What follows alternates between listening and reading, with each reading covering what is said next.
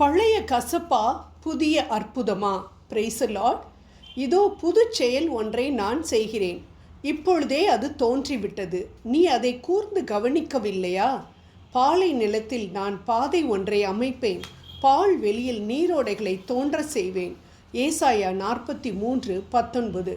பிரச்சனைகளே எனக்கு இல்லை, எதிர்பார்ப்புகள் என்பது எனக்கு எதுவுமே கிடையாது என்று சொல்லக்கூடிய மனிதர்கள் யாருமே இவ்வுலகில் இருக்க முடியாது. ஒவ்வொருவரும் தன் பிரச்சனையிலிருந்து விடுபட ஒரு திருப்புமுனை எப்பொழுது ஆண்டவரே வரும், நான் எத்தனையோ வருடங்களாக அதற்காக காத்திருக்கிறேனே, எப்பொழுது எப்பொழுது என்று கேட்டுக்கொண்டு தான் இருக்கிறோம். நாம் எல்லோருக்கும் இந்த தேடல் ஆர்வம் இருக்கிறது தானே? நாம் ஆண்டவரும், ஆம் மகளே, உன் விருப்பம் என்ன என்பது எனக்கு தெரியாமல் இல்லை, உன் விருப்பப்படி நான் செய்ய ஆரம்பித்து விட்டேனே, ஆனால் நீ அதை கவனிக்கவில்லையா, அதை கூர்ந்து கவனிக்கவில்லையா என கேட்கிறார். ஆம் அன்பானவர்களே, ஆண்டவர் நமக்கு செய்ய போகின்ற காரியங்களை யோசிக்காமல் நடந்த காரியங்களையே நாம் யோசித்து கொண்டிருக்கிறோம்.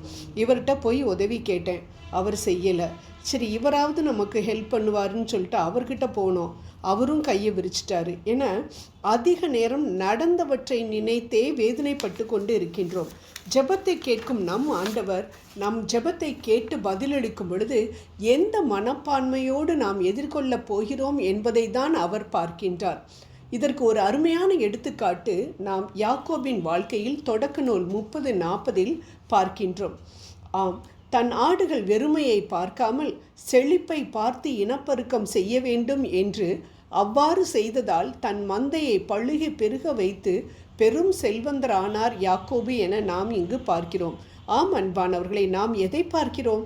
வெறுமையான துன்பம் தரும் பிரச்சனைகளையே பார்த்து கொண்டிருக்கிறோமா, அல்லது ஆண்டவர் நமக்கு செய்த நன்மைகளை பார்க்கிறோமா?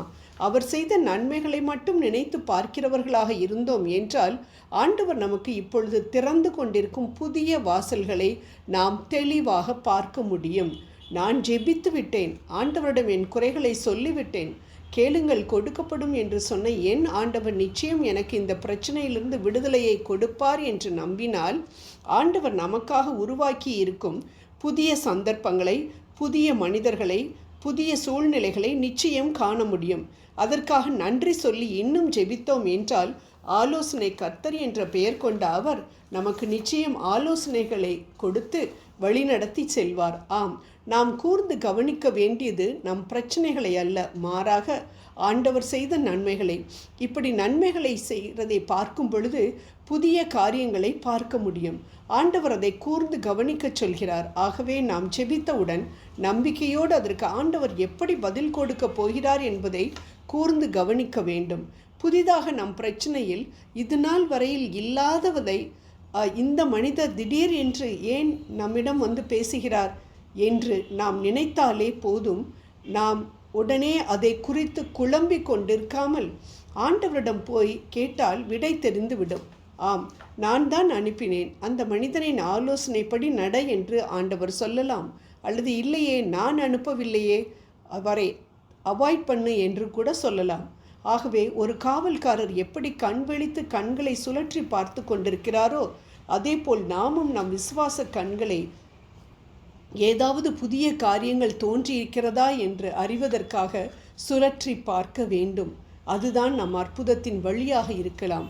அது தென்பட்டவுடன் அதை ஆண்டவரிடம் கேட்டு அறிந்து கொண்டால் நிச்சயம் நிச்சயம் நம் கண்கள் அற்புதத்தை காணும். ஆகவே பழைய கசப்புகள் நம் நினைவிற்கு வந்தது என்றால் அவற்றை தூக்கி எறிந்துவிட்டு புதிய காரியங்களை பார்க்க ஆரம்பிப்போம். புதிது வரவேண்டும் என்றால் பழையவை ஒளிந்து போக வேண்டும். வீட்டில் உள்ள பழைய பொருட்களை, துணிகளை தூக்கி போட்டுவிட்டாலே மனம் புதிதாக இருக்கும் என மன உளவியல் நிபுணர்கள் கூட சொல்கிறார்கள். ஆகவே பழைய கசப்புகளை தூக்கி எறிவோம், புதிய நன்மைகளை பெற்றுக்கொள்வோம். ஜெபம் செய்வோம். அன்பின் தேவனே, எங்களை அழுத்தி கொண்டிருக்கக்கூடிய பிரச்சனைகளை நோக்காமல் நீர் செய்த நன்மைகளை நினைத்து பார்த்து நன்றி கூற எங்களுக்கு கிருபை புரியும். நீர் செய்ய போகும் புதிதான காரியங்களுக்காக இப்பொழுதே நன்றி கூறுகின்றோம். ஆமேன்.